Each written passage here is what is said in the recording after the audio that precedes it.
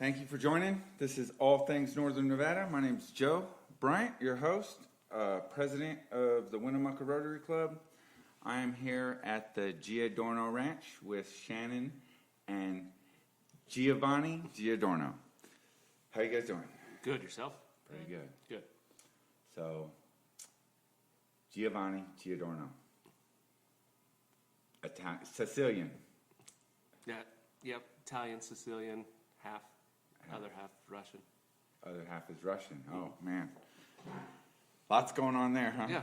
Yep. So, how many acres is your ranch? A combination between my dad's and myself. We're at 1,500 acres. Wow. 1,800 right in there. That's a lot.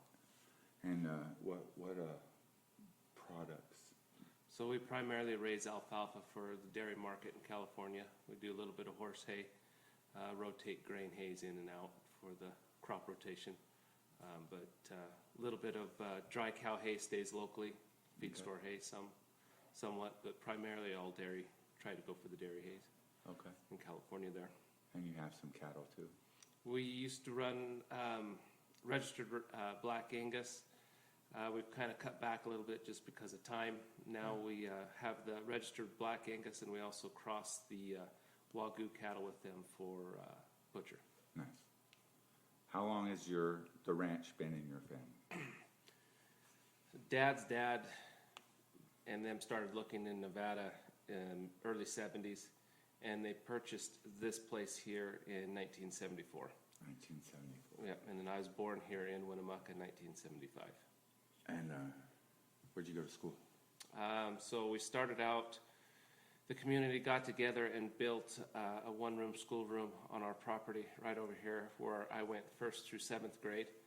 And then mom and dad bought a house in town to get me accustomed and sister accustomed to City life. City life, if you want to call it that. So I went city. 8th grade in Winnemucca through 12th grade at Lowry High School. What years were those? So I graduated in 1993. Okay. So 1989 moved into town there. Okay. I graduated in 96. So we're not too much far. difference. Yeah. Yeah. That's cool. So When you got the ranch, when your family got the ranch, were they doing alfalfa at that time too? no, so California, dad's dad, they raised a variety of things. They raised zinnia for seed. They raised peppers and tomatoes for Heinz. They grew For Heinz ketchup? Heinz ketchup. Shut up. Yeah. Really? They had contracts with the company down there and did peppers and jalapenos, and so it was a whole different. When they moved to Nevada, it was a complete different agricultural scene than what they were accustomed to. Yeah. So there's a great big learning curve way back then, and this ground was, if I recall right, something like 400 or 500 acres at that time was all it was in production. Okay. And then shortly after that, Dad's dad had passed away in 1975, so he was only actually here for about a year and a half. Okay. In the interim. So when you were in elementary, were you helping? Oh yeah. When it was haying season, I'd be out on the tractor baling first thing in the morning, and then get off of that, grab breakfast, and Go to school. go up here to school, and lunchtime run back home, and then go back up there and finish out the day. And then after that was done, I couldn't wait to get out of class to go back out and jump on a machine or something. So how did that affect you when you moved to Winnemucca to go to high school? Was it a big change? Oh, by the time 8th grade come around, it's kind of a reprieve. Yeah? Yeah. Nice. Got to, and before we moved into town, I was in Little League. Mom got me into Little League. So I played baseball, so I had friends already. Yeah. So it wasn't that big of a deal. The difference was going from a one-room schoolroom with all grades to individual classes and separated out. So that was the big learning curve. What school did you go to when you went to town? Lowry? So it was Winnemucca Junior High. Oh, that was, okay. For 8th grade. Okay. And then to Lowry High School. Okay. What sports did you play? So basketball and baseball. Did you always play those at the same time? Did you start playing those at the same time? No, basketball was winter. Okay. Right. I didn't mean at the same time. I mean, the same school year, you would play basketball and then go into baseball. Correct, yeah. And then played summer league Okay. after school was out. But baseball is my pride and joy. Yeah. That's what I enjoyed the best, yeah. Winning championships. So we never did win a state championship. We came in second on baseball. Basketball, we did win 92, 93. Nice. Or the 93 year, we did win the state championship for basketball against Needles. Oh, yeah. So Needles, California. Needles, California, and Needles, lived in California for Laughlin. baseball. For 10 years, I lived in Laughlin. That's a big rivalry right there. Oh yeah, definitely. Always seemed like those were the teams that we were always up against. Yeah. So, and then shortly after that, well, we were Double A at that time, and then shortly after that, they went to Triple A, which was a tough one to compete against when Winnemucca wasn't as big as the Triple A schools. Yeah. So That's I cool. left when the time was good. Yeah, for sure. So, getting out of high school, did you immediately move back to the ranch? What did you do Just after for the that? just for the summer, and then I went to school in Oregon at Treasure Valley, there in Ontario, What'd you study? ag business. Okay. So I went up there for ag business. I considered going into veterinarian, like that kind of stuff, but I couldn't stay up there that long. So after the 2 years, got my associates, and then moved back home Okay. to work on the farm. And it had grown obviously by then, or no? No, I did not have. I leased ground from my parents Okay. to get kind of started on our own, and then a neighbors down the road, we acquired that 2005. in 2005. Okay. So then that became ours in 5. Nice.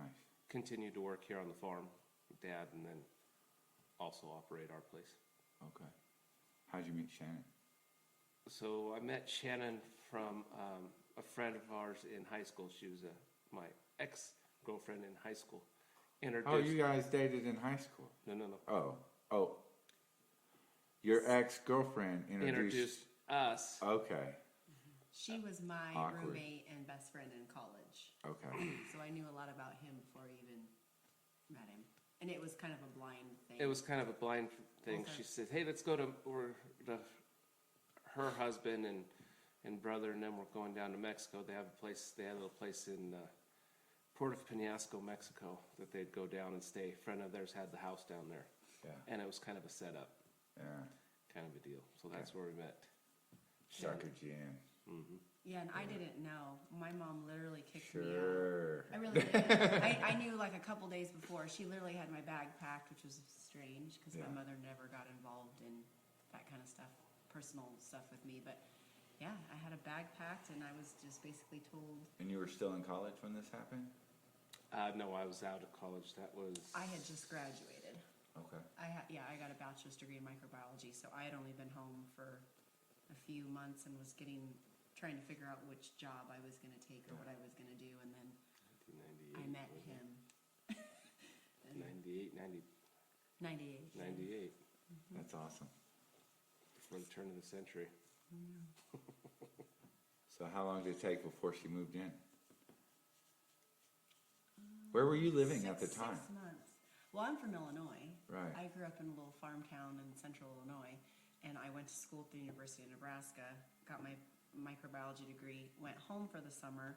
I was I had my teaching degree as well, and so I was just kind of doing that in the fall to try to figure out if I wanted to complete my teaching or if I wanted to go work at a pharmaceutical company in Chicago. Okay. But I really wasn't a city girl, but that was a lot better pay. So I was kind of, that semester I was just trying to, working, teaching, but trying to decide if I wanted to go be in the city, which I really didn't want to, but it was better pay. If I had not met him, that's what I would have done. I'd have taken that job in Chicago. Okay.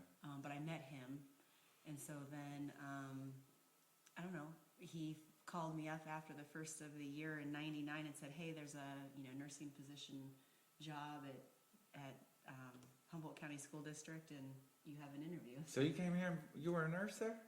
I was a school nurse, yeah. I was the assistant school nurse, and then so I got the job and moved out, and I moved out here and rented a house from his mom, lived with his sister, paid rent, did all that, and then also worked here at the farm. Okay. And then through the years, I just worked 2 and 3 jobs until we were engaged, and then I just moved out here for good. So at that point, when you guys were together on the property, how long did it take for you guys to actually tie the knot? 3 years, probably. 3 years? So you guys were working, living? Yeah. That's good. We were You just, got to know each other, yeah. yeah, we were just 'Cause we young and had Married in 2003, yeah, Okay, yeah. so a little while. yeah. We were together, almost 5 years, a little over 5 years before we actually got married. Okay, Obviously, Couldn't people had prolong their, it anymore. right. people obviously had their issue. Of Everybody course. has their opinions when you live together that long, but I was kind of a workhorse and still very independent.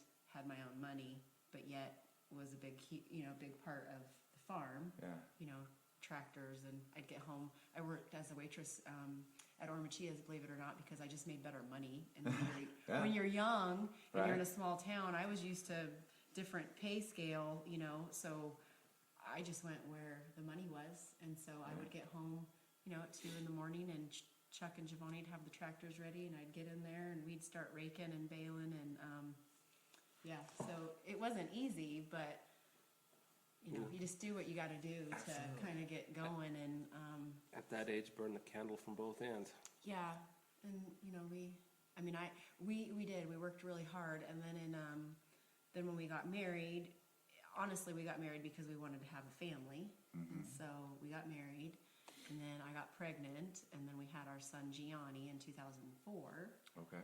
and then in 2005, our neighbor unfortunately got in a really bad accident and passed away, and so his wife needed help, so Giovanni's whole family, we all just basically ran the farm for her because she didn't have any help. That whole summer, we just Finished our that hay. summer out for her and finished her hay out for her, and then the following year leased the place for a year to help her get Yeah, Kind of figure out what she figure wanted out to where do. she wanted to do, and then at the end of that season, she opted to move, and we purchased the property from That's her awesome. at that time. so what were your products on at that time? At that time, same thing. It was Alfalfa. their place was under Alfalfa at that time. And yours too? Yes. Okay. Yep. So it was just actually property for us. No change in what we did, lifestyle or. What makes alfalfa such a good crop? Because I've heard that some of the best alfalfa in the world is grown right here. So the altitude and the temperatures help the alfalfa produce better proteins, better TDNs, which is the desirable for Right. dairy, for lactating cows. So it's the altitude and stuff here I think sets us apart from the valley. The Okay. valley, obviously, they get more growing time and all that. Our growing season is short. Our first cuttings is highly sought after because of the nutrients in the plant, and then the third and the fourth. Second cutting, usually it's pretty hot, hit or miss that time of year, so Yeah. that's the crop that you'll push for a feed store hay or a dry cow hay, something Okay. along that line, and then hopes Mother Nature cooperates with you, and then you can put up good dairy hay. Yeah, so it's hard to believe, like, someone who wouldn't know, driving through, all you see is desert. I mean, really. Yes. And you're like, and then you find out it's one of the biggest agriculture areas for alfalfa and other crops Yes. in the country, and you would think there's no water, but we sit on North America's largest aquifer, I believe. Yes. How deep is that? How big is that aquifer? So we're kind of fortunate where we're at. The aquifer where the farm is at is a good sized aquifer. Most of our water is static level, is around that 40 to 50 feet where we're at right here. Oh, Our wells are around 400 foot, and we draw from around that 200 foot range, 150 foot range. We are very fortunate with this little valley because if you go a mile or two east on the property, your water tends to drop, and if you go uphill, it drops. So we are Right in the very sweet spot. fortunate. We're right smack in the sweet spot because you go further south and the water declines also. That's weird. So it's just we're very fortunate with our water Yeah. situation where we're at right here. Hence why we run primarily flood is because the water's easy access for the flood. We have a volume of it, and then the benefit of flooding also is that you are also recharging as you flood. Everybody thinks that the pivots are the way to go because it's quick and you're not using as much water, which you are not using as much water, Right. but your water never shuts off. Right. Flood, you water it once or twice between cuttings, it gets a big charge of water, and then the water It holds. percolates, it goes Yeah. back down into the aquifer, whereas pivot systems, depending on the time of year, you're always going to have evaporation. Yeah, because it's getting sprayed It's into sprayed the air. in and the wind Yeah. comes up and stuff like that, Yeah. and with the heat, it evaporates. So Yeah. yes, the pivot ground, you can change ground over quickly, you get a more even crop. There's pros and cons to either or. So like the land changes a lot. Mm-hmm. So like the playa isn't really good soil. No. What's the difference? So we have one pivot that's down the bottom that Dad had started when he was here, and it took a little over 30 years for that one pivot to become a whole pivot. Why? The salt in the ground is so Yeah. heavy, you got to leach the salts out Yeah. in order for it to become productive.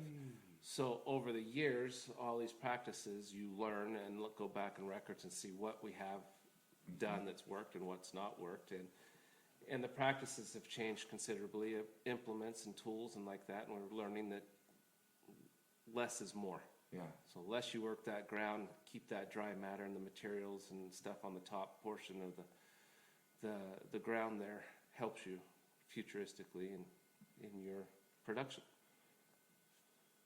So do you? Down south in Laughlin, there's some farms too, and I always noticed they would rotate sheep between growing seasons, even between crops and yields. They would get this guy. They had a bunch of sheep down there, and they would be at all the farms at different times, and they'd be moving them all the time. Is that something you guys do? Is that So we used does to that do- fertilize the land? Help? Yeah, Maybe. well, it's so like when you finish off your season, you try to let the crop regrow so that it's Yeah. putting carbohydrates back into the root system so the plant can make it through the winter. Right. So everything that's on top of the ground is obviously dead from the frosts. So that's when neighbors would bring their sheep or cattle and would graze that off in the winter, and then in return, it's kind of fertilizing and Yeah. giving back to the ground also. Okay. So on their dufferinas would bring their sheep out. They have a place they pasture down south that's their winter ground. Well, when the winter ground was done, they would either bring them before or after, but they'd move them through the property Okay. and let them graze and give them time to do their thing Sweet. and move on their way. What are some challenges you faced? Oh, Yeah. well, I don't want everyone- every day is a challenge. I don't want my audience to think it's easy work, right? Oh, absolutely not. You never know what you're going to get. On good hay years, the hay prices could be just screaming high, but then the milk prices could be low. There's years we went, you just don't know if you're going to get an income for that year. Yeah. We have gone a year or two without any income, where the hay was already gone. The dairy took it, but he couldn't pay for it. Right. Just because all their input costs are extreme as well, and corn prices or any of their inputs, or the milk prices skyrockets down. Yeah. Their break-even price, it's far below their break-even price. So that's always one big concern, is if you're going to get paid for your product that you've sold or moved. Is there protections against that as far as like subsidies, kickbacks? You just got to take the hit. You Like take the hit. that company never pays you. They're just like, sorry. Well, the problem is with the product, when it's consumed by an animal or a human, there is no product to go back and get. So you basically sit in court for 2 or 3 years And it's and not pay worth a it. lawyer So by the time you pay all of those fees and waste all the time, because carrying costs on your money, we still have to pay our bills. Yeah. We still have operating loans, and Right. I mean, thank goodness we've been fortunate enough to hustle, pay our property off, and so, what people don't understand is when you work for yourself, nobody is paying us every Friday. Right. And we are not guaranteed an income. Right. And everything that we have or do is to put back into our place. Yeah. So, we don't sometimes have fancy technology or clothes or all this other stuff. It's because we take all of our money, and Giovanni's worked really hard over the last 20 years to put everything back into machinery and implements and rotating more and getting pivots and redoing your water lines.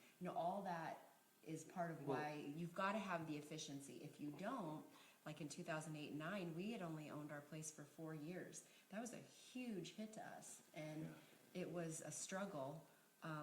But because of us doing a lot of the things on our own and not hiring out and all this stuff, that's why we survived it. And that's what people don't understand. Every night when you go to bed, it's on your shoulders to provide for your family. You have no out. You are the out. Right. And that's what people don't understand. Input costs over the years have just, they're never on par with what you're doing. When I was in high school, I remember Dad buying a new swather, and it was roughly right around $30,000. Today, that same swather is $210,000, $220,000. Right. And back then, $80 to $100 was what your crop was bringing, just an average. Yeah. And today we're at maybe $180 to $200. So input costs have just skyrocketed with And they're only going to go up now. and with what's happening with our country right now. Fertilizer costs are more than double. Yeah. You got to feed your product to get anything back out of it. And just supply and demand. You just don't know if you're going to get parts to keep going. Well, and tires. So tires for pivots, for the 2022 season, we're told that it could be 6 to 7 months to get a tire. Mm-hmm. And if that tire goes out, then that pivot doesn't work all year. So there goes a whole season of getting your crop back. Yeah. We just replaced one on a machine. There was only one in the U.S. Wow. So there's more than one of those machines running. So how do you keep going? Well, you try to plan ahead and put money. You put yourself in trouble at risk buying parts that you think you may have to have for the season just so you can keep your season going. Well, and that's what we had to do. We bought sets of tires. We bought, Chuck and Giovanni have always had a lot of parts on the shelf. Mm-hmm. But when you can never replace the parts, then you start playing the game of, okay, well, I really can't, this is not in my budget, but if I don't have the tires and I don't spend the money now, then the pivot may not run, and then you lose way more money than what that tire is going to cost you. And so, like for us this year, we've just pre-bought a lot of stuff, even though we have some stuff. So maybe you should keep a couple oxen and yokes. And as a backup plan. So that's the other thing people don't understand. They see the tractors and the swathers and like, oh yeah, it must be fun. Oh yeah, it's real great. Yeah. Because you're constantly stressed out about it. There's agricultural in general. People seem to think that it takes fuel. It takes fuel. The inputs are just tremendous. But people seem to think that if you have that when they drive by, oh look what they have. Well. It's a lot of hard work. There's a lot of heartache and hard work that goes with everything. It stresses family. It stresses everything. You just don't know what tomorrow is going to bring.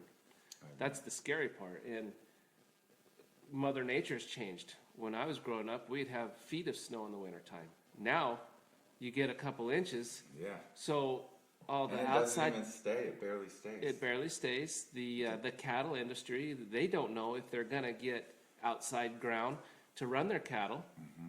And then they have to look and try to compete against dairy or export markets to try to buy hay to feed their cattle. It's so agricultural in general is good for Nevada, but it's scary how fast the younger generations are getting away from it. Yeah. Because it's not a for sure thing. And you got other countries buying up farmland. You got Bill Gates is buying up a bunch of farmland. They say he owns more than anybody in the U.S., but I don't think that's true. But he owns a lot. They own a lot, and Yeah. it's scary to see corporations coming in, buying out family farms. Yeah. It's just not the same. It isn't. You A have new no control generation. on what goes into the product, GMOs, stuff like that. No, and corporations. no, they don't look. They look at Yeah. bottom line and or use it for a write-off of some sort. Yeah. Or in Nevada, the water. And in Nevada, the scary thing is water.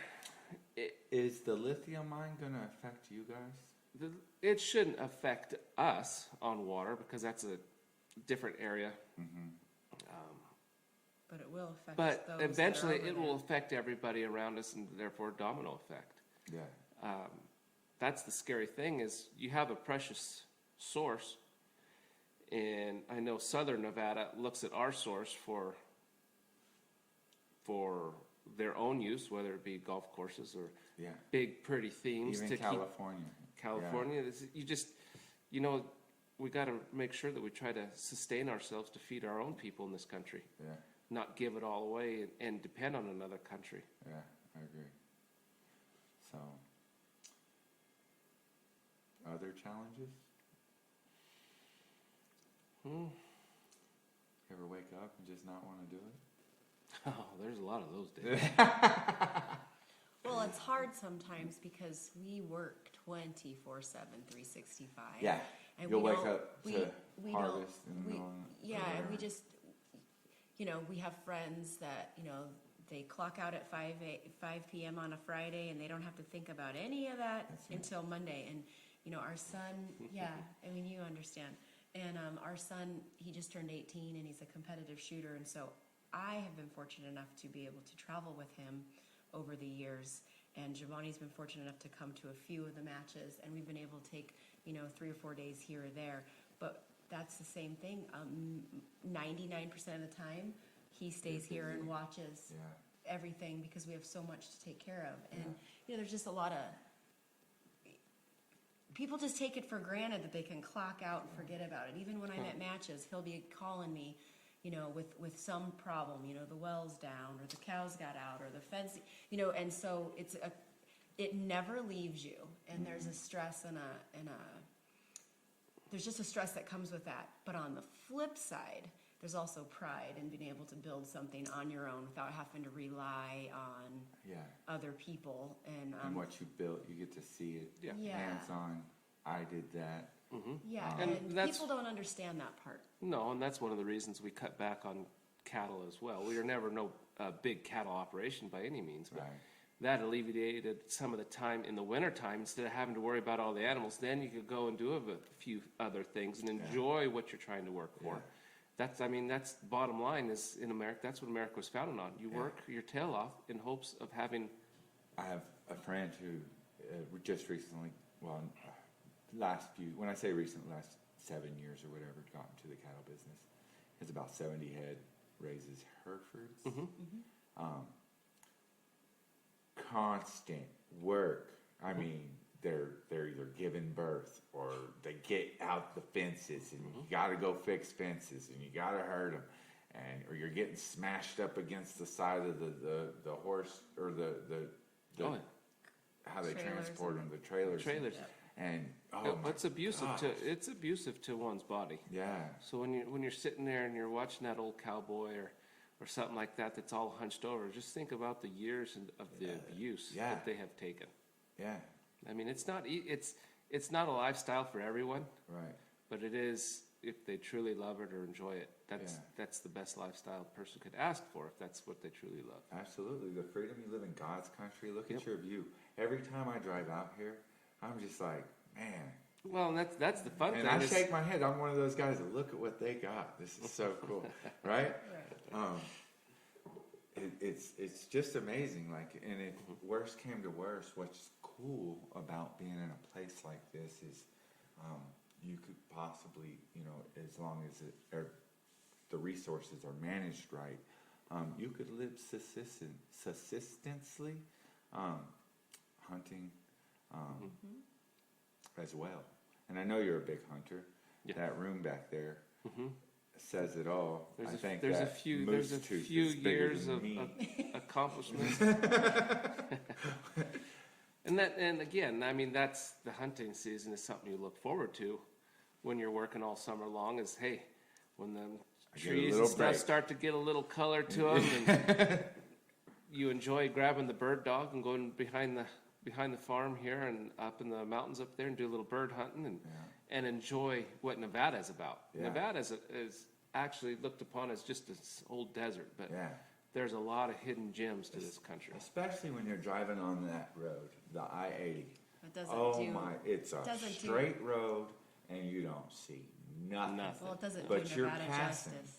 so much history Oh, yes. and culture Yes. and just, it's amazing. Like if you just stop for a minute and talk to someone in those little towns, Yes. how much is actually there.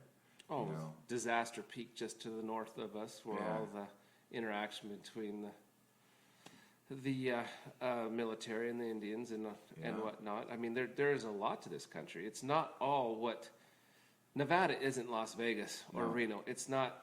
It's the whole reason this podcast exists. Well, is and because it's that's what not I about keep- the city and what it doesn't operate in Nevada. Nevada is about farming and mining and cattle and way back when. I mean, it was the huge bands of sheep that was ran through the yeah. country, and I mean it's I- about my more than friend gambling. Cole, he is a sheep herder, and he shepherds his sheep from here all the way through the Black Rocks and the Playa, all the way to Northern California and back. Mhm.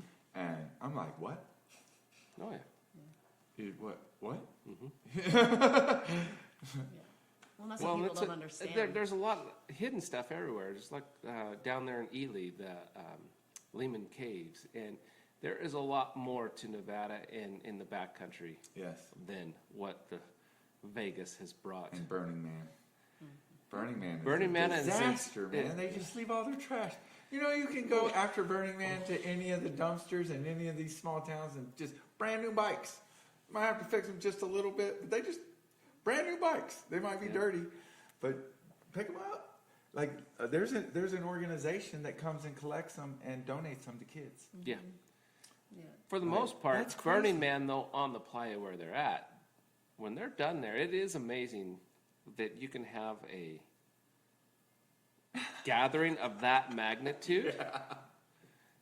And when they leave and the winter comes and put some water on the playa, you really don't know that it was actually there. You can Yeah. see some of the lines and stuff Yeah. from the city, if you will. But yeah, like I said, there's pros and cons to everything. Where else can you go and have that amount of people and do whatever you want for the most Right. part? Yeah. And not get into too much trouble? You can't do that in the city. That's 24/7 in the Sure. city. You're burning stuff, you're drinking, people doing whatever they're Doing whatever they're doing. Exactly. It's actually kind of neat to see from the mountain range behind the house. When you get up there, you can go up there on the top of the Right mountain. here? Back here. Really?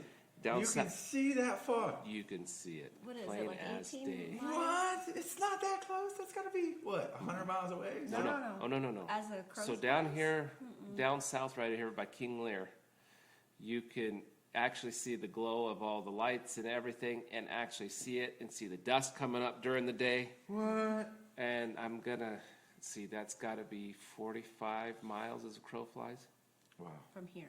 from the mountain over From the there. peak. Yeah. Okay. hmm That's neat. Yep. It is. It Almost. really, it is something to see. Yeah. And then again, something not nowhere near that size is the High Sierra Nevada fly-in. Let's see, that is Dead cow, right? on the Dead Cow Dead cow lake fly. bed. A group of guys Cool. bought the playa, and it's for airplanes. Okay. People that love, so everybody flies in their airplane. People do drive in if they don't have an airplane. Yeah. And I'm trying to recall, it's been on its 4th or 5th year out there, and it's towards the end of October. And they put on what they call stall drags. So airplanes line up side by side, and they have to fly down X amount of feet. So they'll start at a flag drop, they take off, they break ground, they go across the line, they have to come to a full, complete stop on heading, do a 180, fly back, cross the finish line, and get stopped. First man to stop Wins. wins. And it brought in over 300 airplanes from around the U.S., Canada, What? Alaska That to had to be fly cool. down for that weekend. It's neat. And And there's it's literally out in the it's like middle a- of nowhere. out in the middle It's like a of drag nowhere. race for It planes. is a Burning Man for airplanes. pretty And cool. they put on a big dinner. They put on a fireworks show that will rival some like of New the. York City and stuff. Well, I mean, I wouldn't go that far, but It's- they put some money and time into the event, and That's it's cool. really neat. And that's again, Makes it worth going. it makes it worth going, weather permitting. You know, Nevada's kind of rough on a guy here and there, and They even have a booze cruise. Oh. yeah, everybody gets together, gets on a I'd be Of on course, that with boat. a with a yeah, of course, With a with a designated driver. Designated driver. Yeah. But when our son went, Giovanni came home. He's like, "Mom," he's like, "I've just never seen such a thing." I said, "What?" He's like, "I went on a booze cruise." I'm like, "Were you drinking?" He's like, "Well, of course not." But, Oh, he's like, "But I still went on the cruise." That's funny. But going over, I mean, you fly over that country. When you're flying around Nevada, it's another amazement in itself. Yeah, When you're a pilot. Yes, and when you look down on the ground, there's so much area that you miss and don't even realize what's there. It's really neat to see Nevada from the air. Yeah. There's a lot there. Fly over the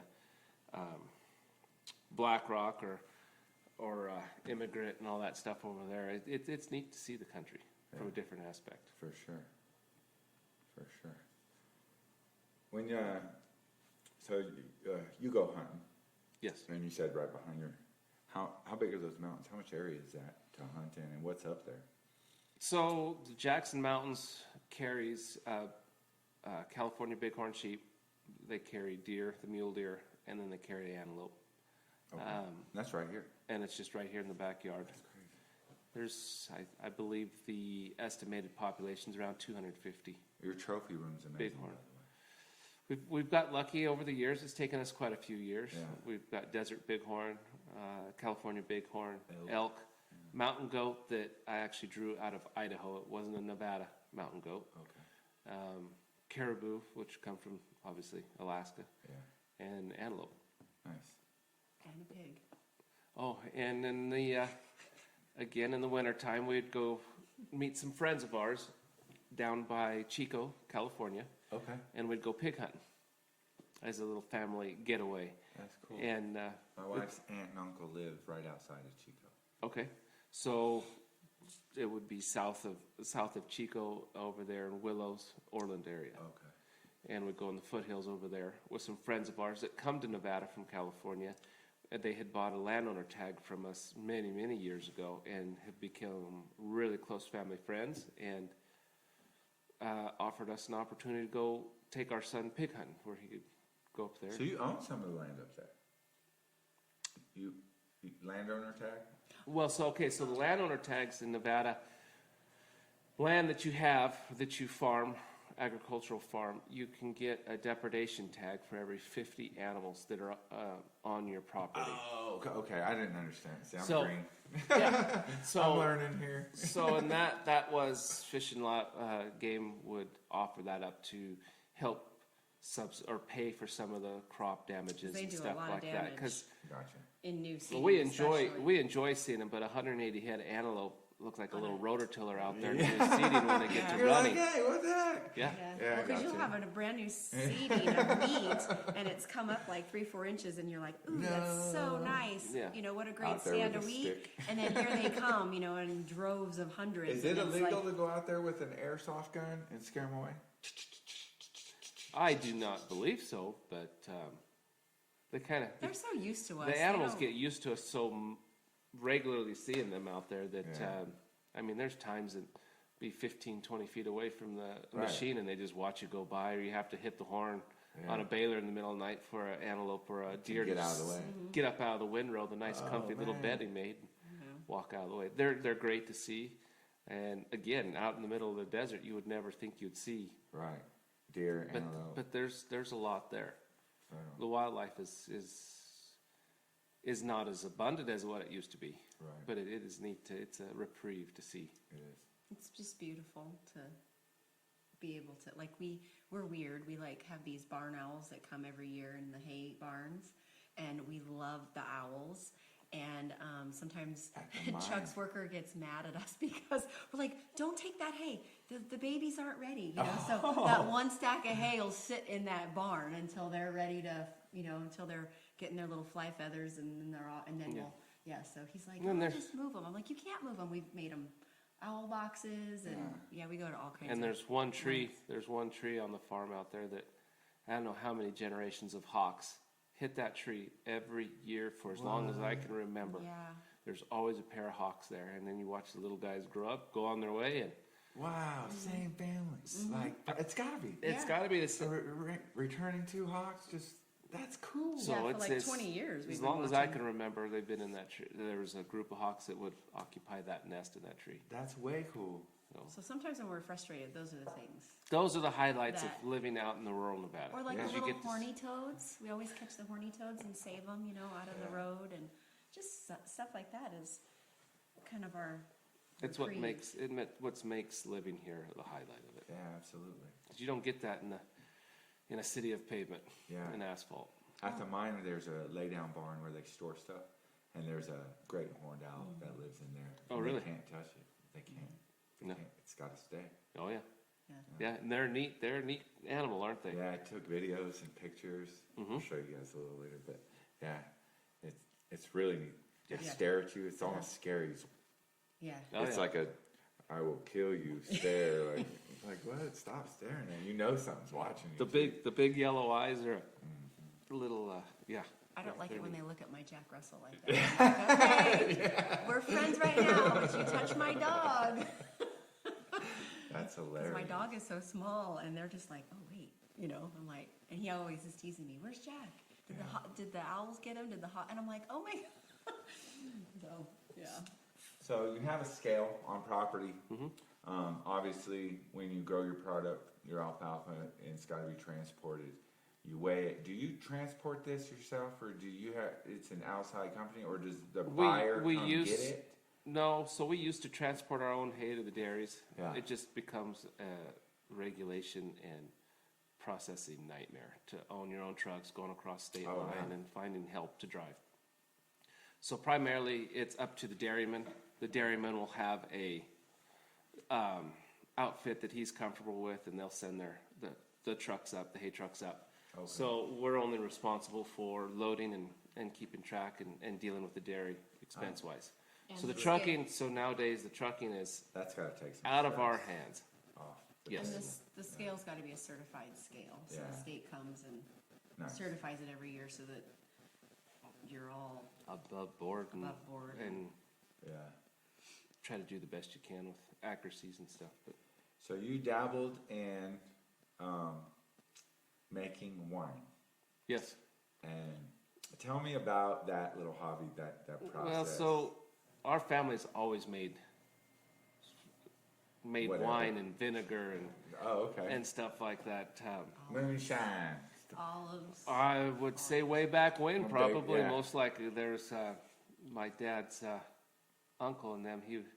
He would tell us about, in that well over there, there's a great big steel we dumped down there one time, which is pretty neat. During Yeah, I mean, Prohibition. Cool. during all that stuff, and Yeah. but it's always been in the family. There's always a winemaker or two in the family, and learned a little bit from them, and Yeah. they'd have the big old barrels full of all the grapes, and you can hear it popping and all the stuff fermenting and doing all that. It was neat. It makes noise. Oh yeah, That's cool. yeah, you definitely know.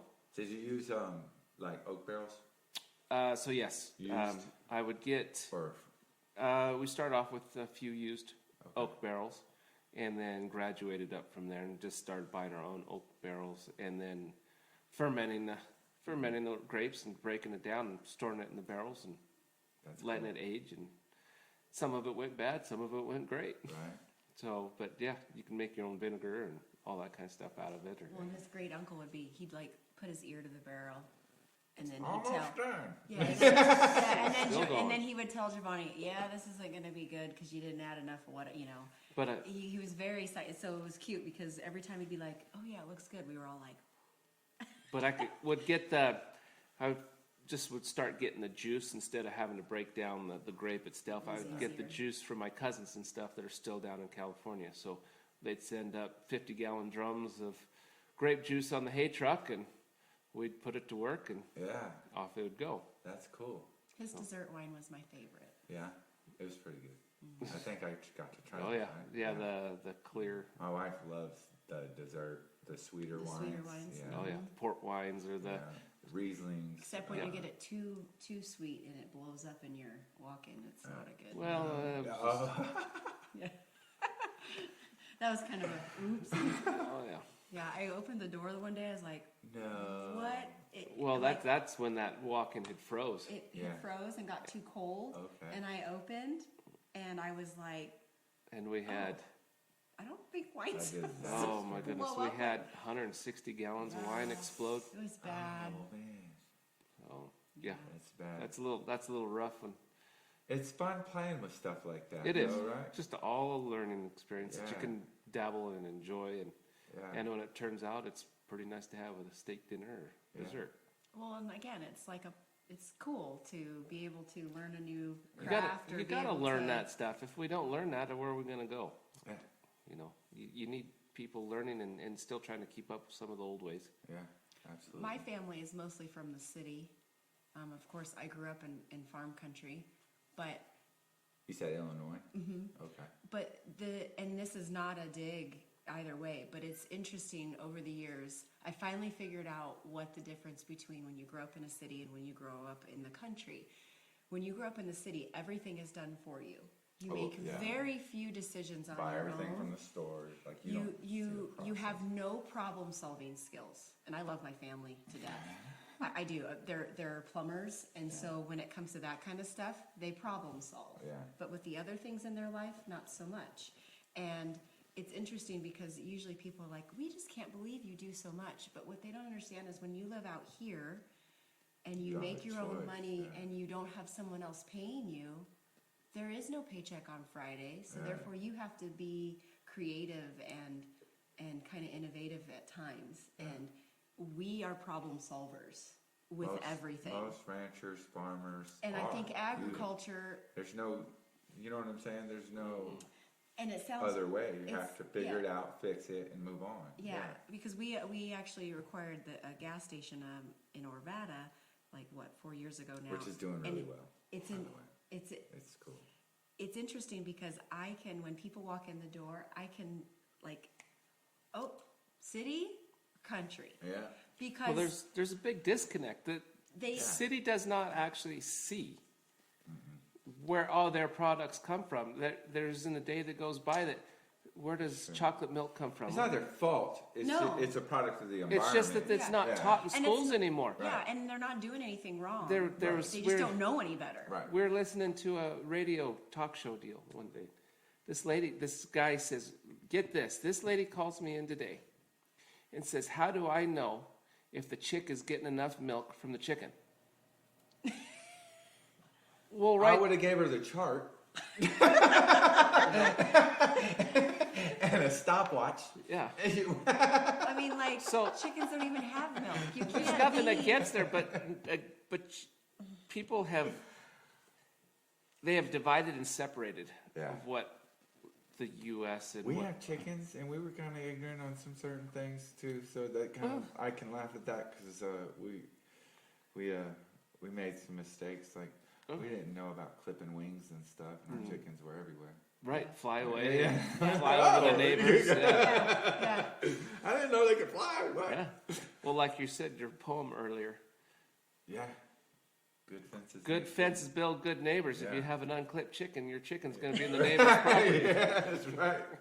Well, like I said, my whole family, I mean, I love them dearly, but it sometimes gets frustrating because just because the city runs the way it runs, and for example, I wouldn't know how to get a damn Uber. Like, I wouldn't know what There's an app to app. get. Okay, but that's my point. I wouldn't know to look on my iPhone and get an app Right. because that's not in my world. Yeah. The difference between me and some of the people that I've dealt with is Don't point at me. I would never be judgmental or telling them that they're doing something wrong Right. because that is not in my realm. Right. But on the reverse side, A lot of times, they will yeah. come in and say, "Oh, well, you should do X, Y, and Z." Well, that sounds great, but that's not the way it works. Well, it's a perfect example is big city, Vegas, dictates what we do in northern Oh, Nevada, man. and it is not the same. Yeah. We're a It's completely true. different element. It's true.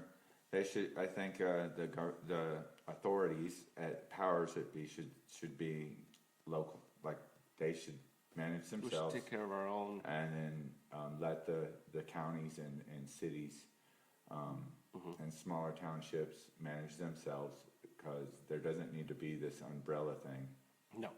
you know. Well, 'cause that's the it- thing. One size does not fit all. Right, Well, and that's that's- with a lot of things, right? Yes. Well, and that's, I guess, my point.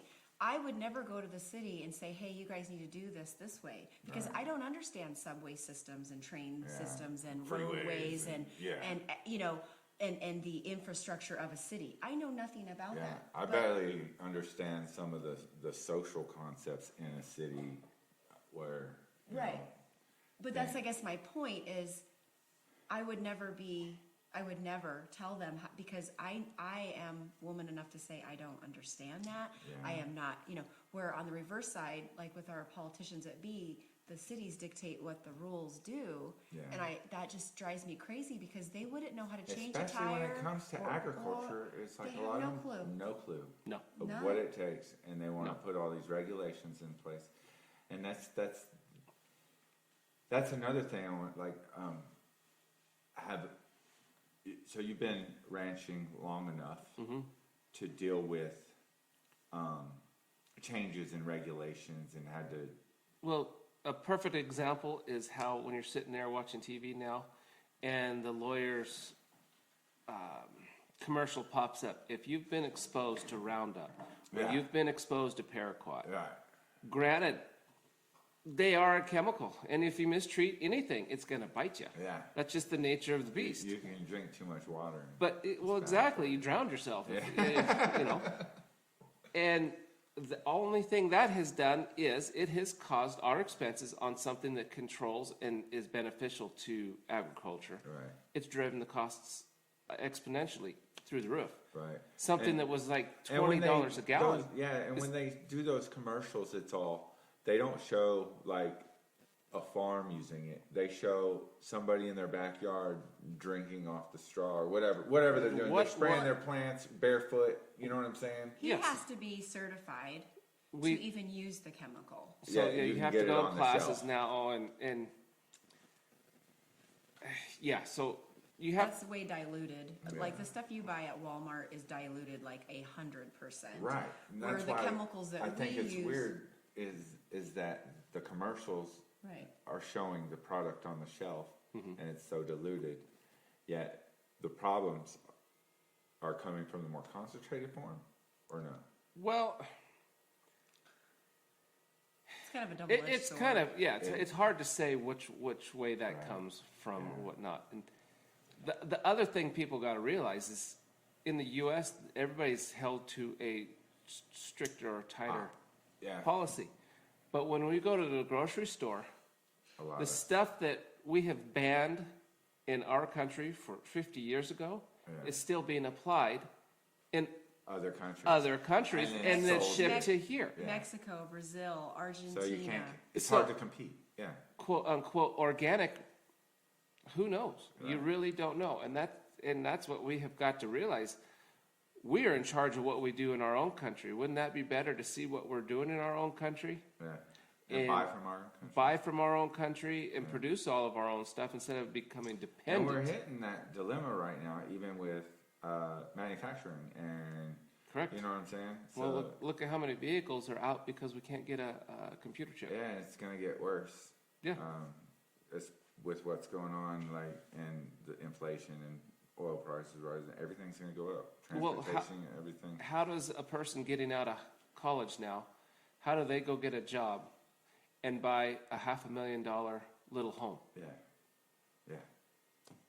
It's Where hard. are we going? That's all gone. How does a person start an agricultural life And that then- hasn't been in it before? And then the permits you gotta pull just to build a home is ridiculous. Yep. Like, and how long it takes. Like, if you wanted, even if you were a big investor and come in and say, hey, I need we have demand, we need to build X amount of homes, say 400 over the next, year, 2 years, and we have this plan, and, okay, well, it's gonna take 2 years just to get the permits pulled. Because they gotta do all the surveying and, the environmental and, testing the grounds, and it's, the population's growing faster than you can build homes. Yes, and there is reason to have all that. You want to know what you're doing before you get into it. Right, but it doesn't need to take so long. The process can be sped up. Because nobody's held accountable for doing a job anymore. They pass it on to the next guy and the next guy and so on and so forth. Yeah. Instead of putting their head down, Yes. finishing the job, Yeah. and getting on to the next project. That's what happens when you get paid, no matter if you're doing a good job or you're not. Right. And that's the difference with agriculture.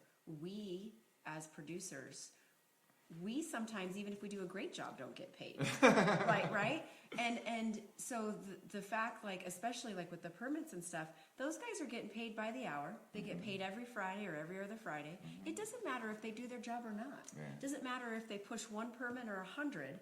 They're still getting paid the same. So pure laziness and there's no accountability. Yeah. And that's what you get now in a That's what you society need, of people who think especially they in deserve. government jobs and city and county jobs. You need some accountability. Yes, The benefits are there, the pay is there, the accountability is. exactly. And it just help the whole community. And if these processes were sped up and done right, because sometimes they'll show up like for an inspection or something, and just check off, check. They don't even want to be there. yeah, You know what I'm saying? Which is- and then Which if is you throw a counterproductive. political yeah. nightmare into it with what we're dealing right now with all the COVID stuff and all this kind of stuff, it just nobody's held accountable and will accomplish anything anymore. Yeah. Well, and it's counterproductive. What's the point of having all the money as the purchaser or the investor in the permits to make sure things are supposedly done correctly? Yeah. If then on the flip And side I'm not they saying get this their is money like, and I'm not saying it happens everywhere, but this No. does happen enough that it's Yeah. affecting absolutely. the productivity of what goes on and the quality of work Exactly. that goes on. And you know what I'm saying? Oh yeah, definitely. So, The pride. yeah, there's There's a lack of pride in your work, the work ethic. And that comes from, character. Yeah. I believe, like, my dad had a lot of pride in his work, and he was just a safety guy. Well, A lot of people don't like safety guys, but my dad took a lot of pride in it. I think I learned that from him. but you see, families aren't families anymore. Everybody goes their own direction. It's true. So what teaches and what our kids grow up with now is the family's the phone. It seems like the phone directs the young generations coming up. That's where our and technology, and that's where our world's going, which is, at first I didn't know whether I agree with it or not. It's where it's going, and I have children, and I'm like, man, do I sit there and say, hey, you can't play video games when there's kids making millions of dollars playing video games? You know what I'm saying? Oh, yeah. Or do I embrace it and be like, hey, learn the technology, you know what I'm saying, and still get them outdoors doing stuff, take them camping. I believe that's a big part of a childhood and growing up. I think youth needs to learn everything. Yeah. Like my kids are going to go volunteer on my friend's cattle ranch in the summers. Nice. And 4-H, I think all these things are real great for kids. Sheltering, though, I think if you shelter or try to block a kid, like, for example, in the 80s, drugs were a big problem. The drugs are still a big problem, but you shelter them. Oh, drugs are bad, don't do it. And then they're all of a gonna sudden want your to. kids are doing drugs. It's all why? Because you didn't educate them, you tried to hide them from. Yeah. Well, and that's kind of how, along that line, the shooting world and guns and firearms. Yes. So our son, I got him his first rifle at 3 years old, That's awesome. a .22 rifle, and Single shot. little single shot rifle to try to Yeah. minimize And 22s risk. are cool. So 17 HMRs. we'd be exactly. We were working on a building, and Shannon and I were building this building, and we're down there working, and he'd bring his little rifle and say, "Hey, Dad, can I shoot?" "Yes, you can." So he'd go out there and set up his little blocks of wood and stuff, and he'd sit there and practice. Well, that exposure at that young of an age, as long as he's under guidance and That's the help thing, and though, stuff, is consistency. You were consistency consistent. in the proper procedures and safety. Yeah. And watching him grow up, you would hand him. He was always exposed to a firearm, Yeah. so it wasn't that. "Oh my goodness, look at this! I haven't seen one of these. I want to play with it." And when a friend or something would come over to what They'd didn't be have that so same exposure, fascinated. they'd hand him a gun. First thing he'd do is put his finger on the trigger. Oh. Well, that's the difference. If drugs, firearms, whatever, if you keep them sheltered, like you're saying, there's always going to be that's human nature. Yeah. Oh boy, let's see what this is about, or let's try this, And that's how without accidents knowing, happen. and that's how bad things come about. When Gianni was 3 and he had that little single shot, I will never forget how many people were so just, "I just can't believe, you would let your 3-year-old run around with a gun." I'm like, well, first of all, we're right there. And we got groundhogs that need to be shot right now. Yeah. I'm And like, don't have Right. time, and he does. Right, well, that's the thing. He, at 3 years old, when he was 2, Giovanni started and it was always the same. Never point anything. To this day, my son is 18, and sometimes he'll point a finger, and then it's always up. And I know this sounds crazy, but we never gave him play guns. He never had Nerf guns. He never had water guns. He never had any of that.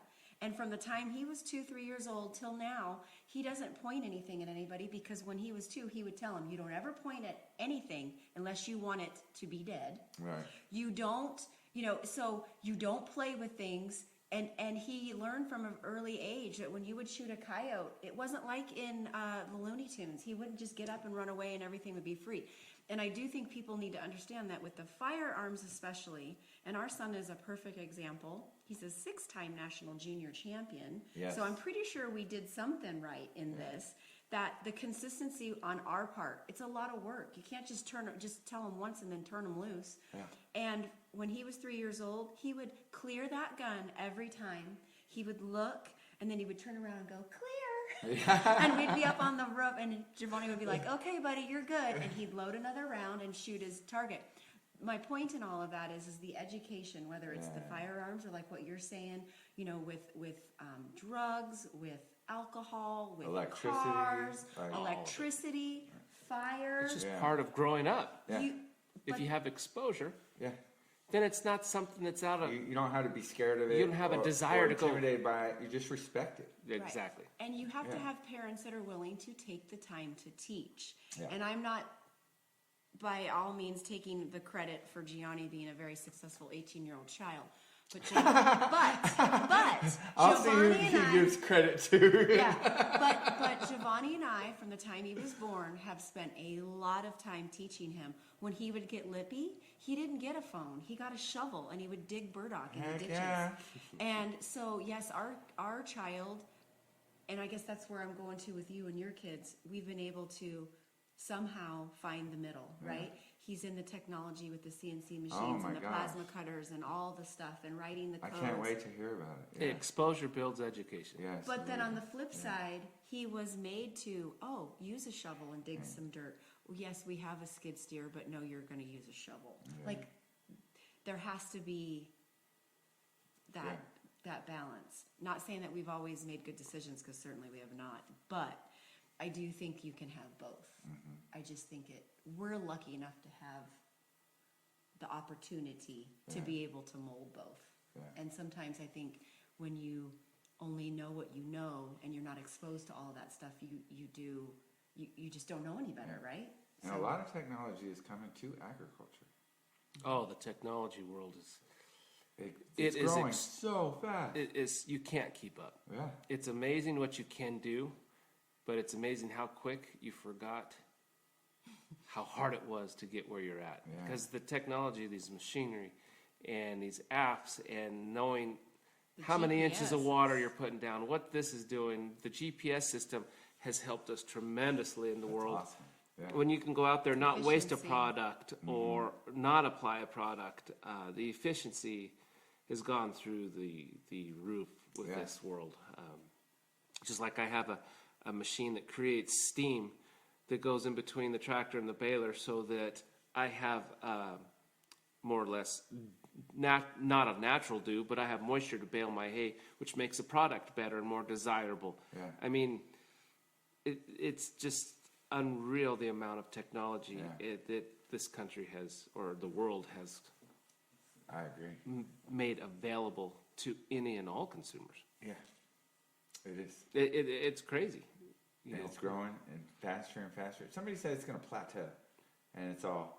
Well, how far can you go? Elon Musk isn't saying it's going to plateau. He expects to be on Mars by 2030, and I'm like, we can't even get back to the moon. Sure, buddy. But it's amazing. There's the brilliant minds out there that come up with this, and and when you sit back and look at something, you're like, wow, that's amazing. But what's amazing is what human brain come up with that idea and got it processed and started going through to build it. That's what's amazing. Yeah, that's true. Like CNC machines, you sit there and watch. Wow, that's amazing that it can do this. And Somebody engineered that, and it's somebody thought of that, wrote it out, and made it happen. Yeah.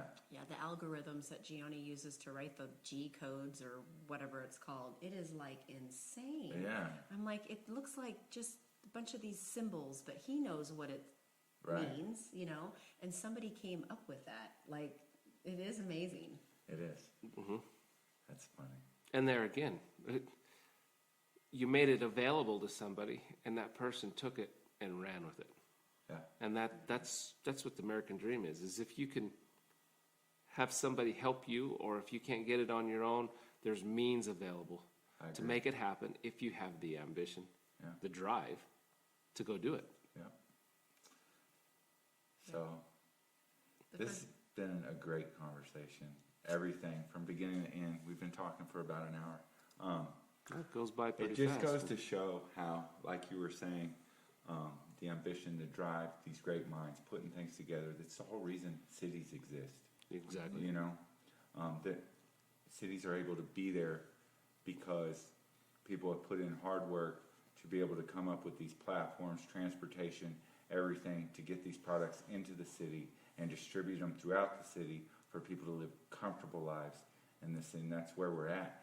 And a lot gets lost there, right? We still need doers. Yes, exactly. You need people that go out there and doers get are still you. here. Yeah, Exactly. If a person doesn't want to become a plumber, where are we going to go? If a person doesn't want to be a truck driver, where are you going? I mean, you need everybody to every aspect of it. Yeah. make it happen. You can have trains that transport everything, but there are no truckers to take it off the train. It's going to sit there. Well, and you still have to have the guys driving the forklifts to get the product Yeah. Oh, off yeah. the train. All You know, that. Yeah. you have Every to bit of have, it. you know, computers just And- can't do everything for you. You have to have an HVAC guy to keep you Yeah. in the summertime when you're sweating, Products so cool, that you yeah. can go get in your product to cool off a little Yeah. bit or warm up in the So you winter. go I mean, in your man That's cave. so fun. exactly. That's hilarious.